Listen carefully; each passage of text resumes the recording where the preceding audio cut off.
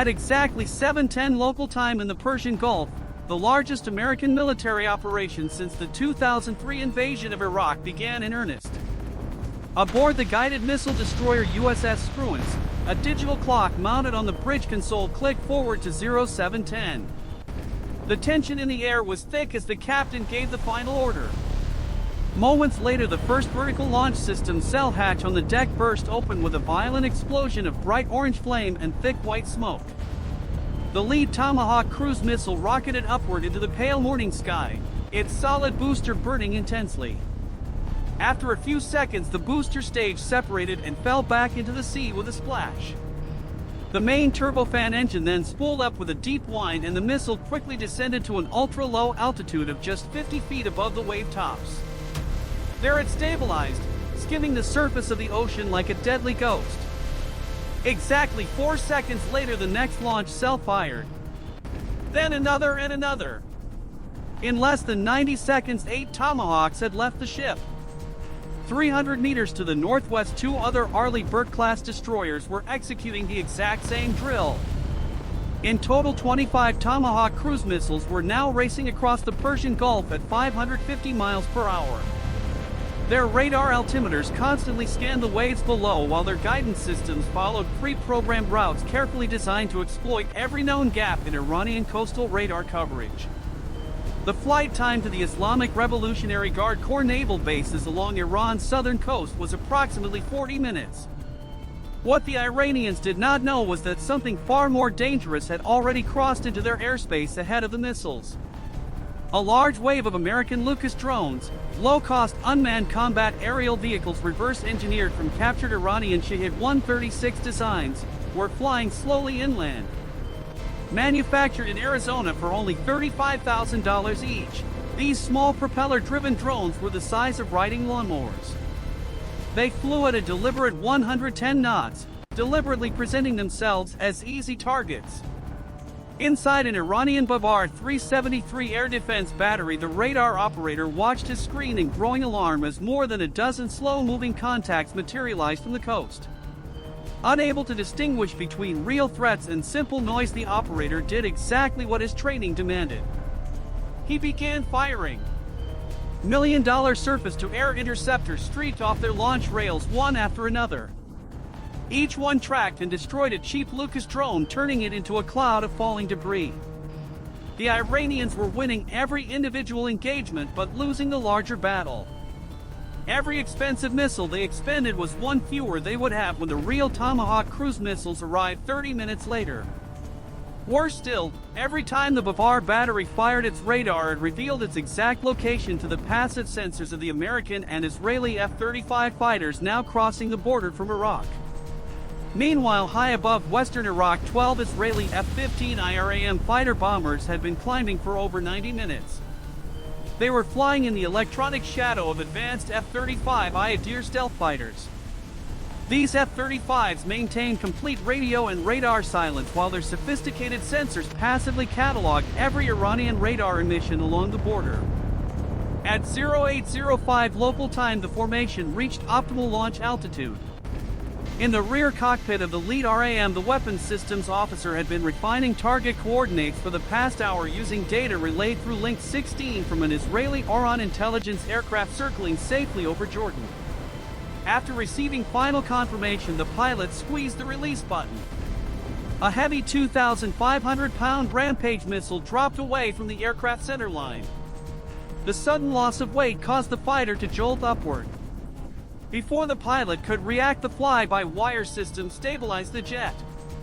Below the aircraft, the Rampage's solid rocket motor ignited with a brilliant flame. The missile accelerated through the sound barrier in seconds and climbed away on a steep ballistic arc toward Tehran. 11 more Rampage missiles were released in quick succession. 12 supersonic weapons were now racing toward the Iranian capital. While a Tomahawk cruise missile would take 45 minutes to reach Tehran, these Rampage missiles needed only a handful of minutes. That time difference would prove decisive. At exactly 0810 local time, the first Rampage missile slammed into Pasteur Street in central Tehran. The office compound of the Supreme Leader took multiple direct hits. Buildings collapsed in massive clouds of dust and smoke. Satellite imagery captured the moment several key structures inside the compound were reduced to rubble. Only minutes later, the F-35 Air fighters began their own attack runs. The true power of these aircraft lay in their revolutionary sensor fusion capability. Each pilot did not have to switch between different displays. The jet's computers combined radar information, infrared data, linked 16 feeds from other aircraft and satellite imagery into one single coherent picture.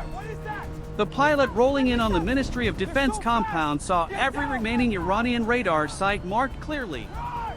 He saw the precise GPS coordinates of his target buildings. With calm precision, he rolled the aircraft inverted at 25,000 feet, pulled the nose down into a steep dive, and released a GBU-39 small-diameter bomb. The 250-pound precision-guided weapon extended its diamond-shaped wings and began a long glide toward the target more than 40 miles away. Its accuracy was measured in single-digit feet. The bomb punched through the roof of the Ministry of Defense and detonated with a delayed fuse on the third floor, the exact level where Iran's most sensitive military planning documents were stored. Across the capital, the same pattern repeated with terrifying efficiency. The Ministry of Intelligence headquarters, the Atomic Energy Organization building, and the important Parchin military complex were all struck in rapid succession. These targets had been chosen with cold calculation. They could not be quickly rebuilt, relocated, or replaced from backup systems. In one coordinated morning strike, the United States and Israel had effectively severed the administrative nervous system connecting Iran's top leadership to its military forces in the field. The opening phase of Operation Epic Fury was complete, and Iran was already beginning to feel the full weight of modern precision warfare. At 8:12 local time, the first Tomahawk cruise missile slammed into Iran's southern coast. The lead warhead struck the IRGC naval base at Kalyua with devastating force. The main command building folded inward like a house of cards. Seconds later, the fuel storage tanks behind it ignited in a roaring fireball. A thick black column of smoke punched straight up through the morning humidity and could be seen for dozens of miles. 4 minutes later, an American F-15E Strike Eagle from the 48th Fighter Wing rolled in from the north at 18,000 feet. The pilot pushed the nose down into a steep 60-degree dive. In the back seat, the weapons systems officer had been locked onto the target for nearly 40 minutes using the powerful APG-82 radar. The crosshairs centered on a massive hardened concrete shelter sitting right on the waterfront. Inside that shelter sat Iran's prized fleet of Paycap-class fast attack boats. These small 50-foot vessels were designed to swarm out in packs of 100 and overwhelm American ships and oil tankers in the Strait of Hormuz. Today, they would never leave the dock. The weapons officer confirmed the lock and released a 2,000-pound GBU-31 JDAM. The bomb dropped cleanly from the centerline station. Its tail kit deployed and the 4 grid fins began making tiny corrections 10 times every second, steering the weapon with surgical precision. 30 seconds later, the bomb punched straight through the reinforced concrete arch roof. Inside the confined space, the detonation created an overpressure wave that had nowhere to escape. The walls blew outward. The roof pancaked downward with crushing force, flattening every Paycap boat beneath it like toys under a boot. The F-15E pulled 5 GS climbing away as the weapons officer confirmed the kill on the targeting pod footage. 500 miles east, the nuclear-powered aircraft carrier USS Abraham Lincoln was already turning into the wind at 30 knots. On the flight deck, an F divided by a -18E Super Hornet from VFA-41 Black Aces sat on catapult number 1, engine screaming at full military power. The catapult officer dropped to one knee, touched the deck, and the aircraft was hurled forward. 0 to 165 miles per hour in under 3 seconds. For GS slammed the pilot back into the seat. The Black Aces were heading straight for Chabahar, Iran's only deep water port on the Gulf of Oman. Tomahawks had already hit the command post and fuel farms 20 minutes earlier. Massive black smoke from the burning petroleum reserves rose 60 miles into the sky. But the submarine piers and dry docks were still intact. A Ghadar-class midget submarine slipping out to sea could still lay mines across the Strait of Hormuz. That could not be allowed. The lead Super Hornet rolled in on the submarine piers and released a GBU-31 JDAM. The second aircraft from VFA-14 Top Hatters followed 30 seconds later, putting another 2,000-pounder into the dry dock facility next door. A third pair targeted the coastal C-802 anti-ship missile battery perched on the bluff overlooking the sea. Two small GBU-39 bombs later and the entire battery was wiped out. Across the entire southern coast, the coordinated Tomahawk and fighter pattern had now devastated Asaluya, Chabahar, and Bandar Abbas. Iran's fast attack boats, Kilo-class submarines, and coastal missile threat were burning under collapsed roofs. 3 hours into the operation, the weapon Iran had pinned its hopes on finally revealed itself. After Israel destroyed all Russian S-300 batteries in 2024, Iranian engineers had spent 2 years building a domestic replacement. They called it the SA-65. Now that radar began emitting from the Kermanshah Mountains. An EA-18G Growler from the Lincoln's air wing immediately picked up the signal. The Iranian operator had been using short bursts to avoid detection, but with a new wave of Rampage missiles inbound, he made the fatal decision to switch to full continuous track. The moment he did, the Growler's ALQ-249 next-generation jammer flooded his frequency with overwhelming noise. The Iranian radar screen turned to pure static.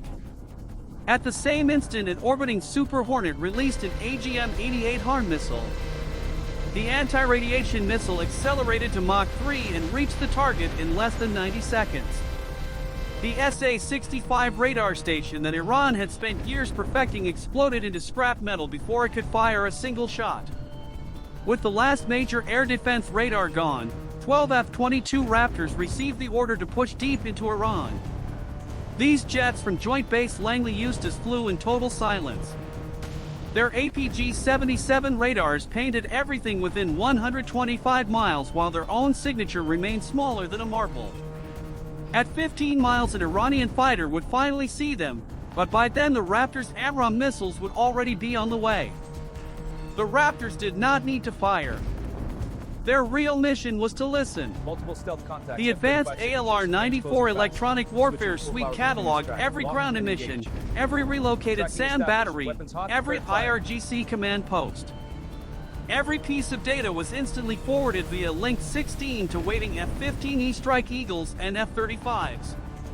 Meanwhile, 30 Israeli F-15 IRAM fighters fanned out across the western mountains hunting the real prize, the mobile TELs carrying Shahab-3 ballistic missiles. These heavy transporter erector launchers could drive out of mountain tunnels, set up in a valley, fuel the missile, and fire in under 30 minutes before disappearing again. An Israeli drone caught one TEL in a narrow valley. The Shahab-3 stood vertical, fuel lines connected, crew clustered at the base. The Israeli weapons officer held fire. He waited patiently until every hose was locked and the entire crew was bunched together. Then he released the Rafael Spice glide bomb. The Iranian fighter's radar detection The weapon range glided down on a 15-mile shallow bubble. angle and struck the exact F-22 junction Raptor between remains the invisible launcher until it rail and the penetrates truck the bubble. chassis. This due to 3 stealth tons of advantage. liquid propellant detonated in a blinding secondary fireball that lit up the entire valley. When the smoke cleared, the TEL was scrapped and the missile was gone. The hunt continued across Kermanshah, Lorstan, and Khuzestan. Not every launcher was caught in time. A few Shahab-3s did escape and arc toward Israel, but the majority were destroyed on the ground before they could launch. Iran's ballistic missile force was being systematically dismantled in its own backyard. By mid-morning, the second wave of 30 more Israeli fighters arrived over Isfahan, Bushehr, and surrounding provinces. Their targets were the massive Shahid drone depots. Inside one hardened warehouse, hundreds of Shahid 136 drones sat fueled and pre-programmed for American bases. A single JDAM dropped through a ventilation shaft triggered a chain reaction. The fuel inside the drones turned the entire building into a roaring furnace. In minutes, 950 Shahid drones were reduced to ash. At the same time, American aircraft hammered every remaining IRGC command bunker. fiber optic node, and communications relay deeper inland. Iran's internet traffic plummeted to 4% of normal levels. The country was being cut off from itself. The noose was tightening. Iran's air defenses were collapsing, its navy was burning, its missiles were being destroyed before launch, and its command system was in ruins. The operation that began with 25 Tomahawks at dawn had now become a full-scale dismantling of Iran's ability to fight back. Target acquired. With Iran's coastal defenses in flames and its air defense network largely blinded, the coalition forces turned their attention to the heart of Iran's military power. Deep inland strikes now targeted the command and control centers that form the backbone of the Islamic Revolutionary Guard Corps. Tomahawk cruise missiles and precision-guided bombs hammered underground bunkers and hardened command posts belonging to senior IRGC leadership. Critical communication relays and major fiber optic nodes were destroyed one by one with devastating accuracy. The strategic objective was clear: isolate every Iranian military unit from central command so they could no longer receive orders or coordinate any meaningful response. The effects were rapid and severe. Iran's already strained internet infrastructure began to collapse. Connection speeds slowed dramatically before entire regions went completely dark. Independent monitoring by NetBlocks confirmed that national internet traffic had plummeted to just 4% of normal levels. For the first time in modern history, Iran was being digitally cut off from the rest of the world and even from its own provinces. In a sophisticated psychological warfare operation, coalition cyber units had successfully penetrated several popular Iranian domestic applications. One of the most widely used prayer apps suddenly fell under their control. Within minutes, millions of smartphones across the country received the same push notification. The message, written in Persian, read simply, "Help has arrived." Soldiers in remote bases stared at their phones in confusion. Civilians in Tehran and other major cities wondered what the strange message meant.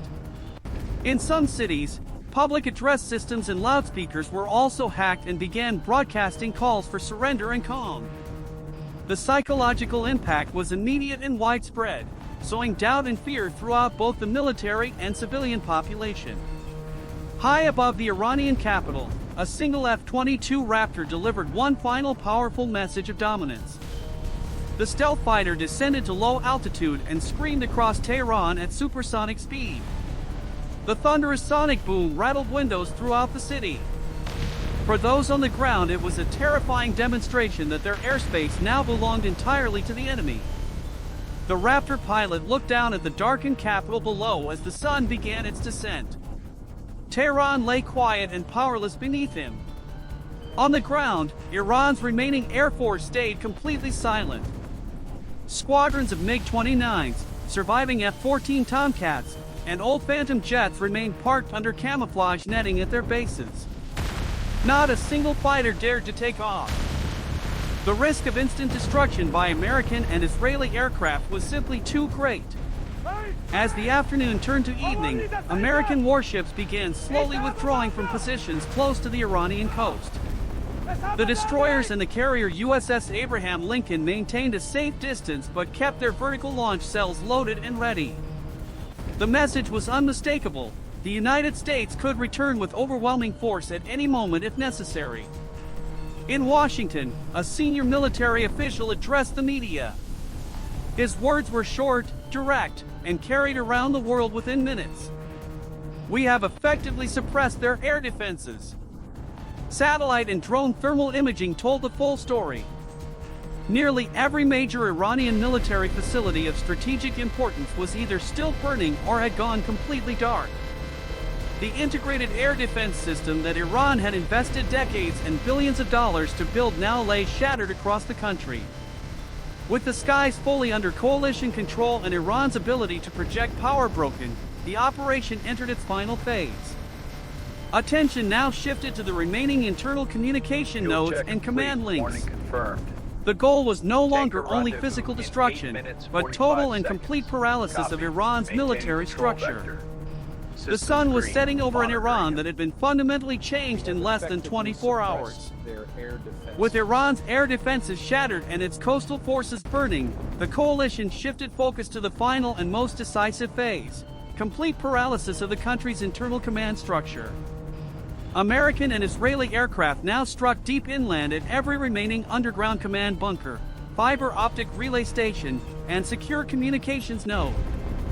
Precision-guided bombs and cruise missiles tore through these hardened targets with clinical efficiency.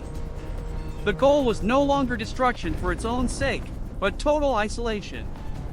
Without orders from Tehran, Iranian army units scattered across the country became blind and deaf, unable to coordinate any meaningful counterattack. The impact was immediate and devastating. Iran's national internet, already fragile, began to collapse in real time. Connection speed slowed to a crawl before entire provinces went completely dark. Independent monitoring organizations confirmed the numbers within hours. National internet traffic had fallen to just 4% of normal levels. For the first time in the modern era, Iran was digitally severed from the outside world and even from its own provinces. At the same time, a sophisticated cyber operation reached its climax. Coalition hackers had quietly taken control of several popular Iranian domestic applications. One of the most widely used prayer apps suddenly became a weapon. Within minutes, millions of smartphones across the country lit up with the same push notification. The message, written in clear Persian, read simply, "Help has arrived." Soldiers in remote mountain outposts stared at their phones in disbelief. Families in Tehran and Isfahan looked at their screens in confusion and growing fear. In several major cities, public loudspeakers and mosque announcement systems that had also been hacked began broadcasting calm but unmistakable calls for surrender and cooperation. The psychological blow landed harder than any bomb. Doubt and panic spread through both the military ranks and the civilian population at lightning speed. High above Tehran, one final act of dominance played out. A lone F-22 Raptor descended to low altitude and tore across the capital at supersonic speed. The thunderous sonic boom rattled windows for miles around. For the people on the ground, it was a terrifying reminder that their skies now belonged completely to the enemy. The Raptor pilot glanced down at the darkened city below as the sun began to set. Tehran lay quiet and powerless beneath him. On the sea, American warships started a slow withdrawal from positions close to the Iranian coast. The destroyers and the carrier USS Abraham Lincoln moved to safer distances but kept every vertical launch cell loaded and ready. The message was unmistakable: the United States could return with overwhelming force at any moment if Iran attempted any further aggression. In Washington, a senior Pentagon official stepped to the podium and delivered a single, concise statement that was broadcast around the world: "We have effectively suppressed their air defenses." Satellite and drone thermal imagery told the rest of the story. Nearly every major Iranian military facility of strategic importance was either still burning or had gone completely dark. The integrated air defense system Iran had spent decades and billions of dollars building now lay in ruins across the country. The Navy that once threatened to close the Strait of Hormuz was reduced to burning wrecks in collapsed shelters. The ballistic missile force that had been Iran's ultimate deterrent was largely destroyed on the ground before it could fire. The drone swarm that was meant to overwhelm American bases had been incinerated inside its own warehouses. As night fell over the region, the operation that began with 25 Tomahawks at dawn had achieved its objectives in less than 24 hours. Iran's ability to project power, coordinate forces, and threaten its neighbors had been systematically dismantled. This was not the war of the past. This was the face of future world war, a conflict fought with precision missiles, stealth aircraft, low-cost drones, electronic jamming, and cyber operations.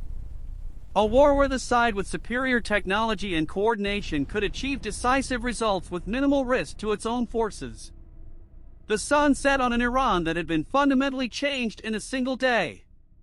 If you want to see how the story continues, the next chapter reveals how the United States and Israel completely dismantled Iran's nuclear program in a follow-up operation that shocked the world.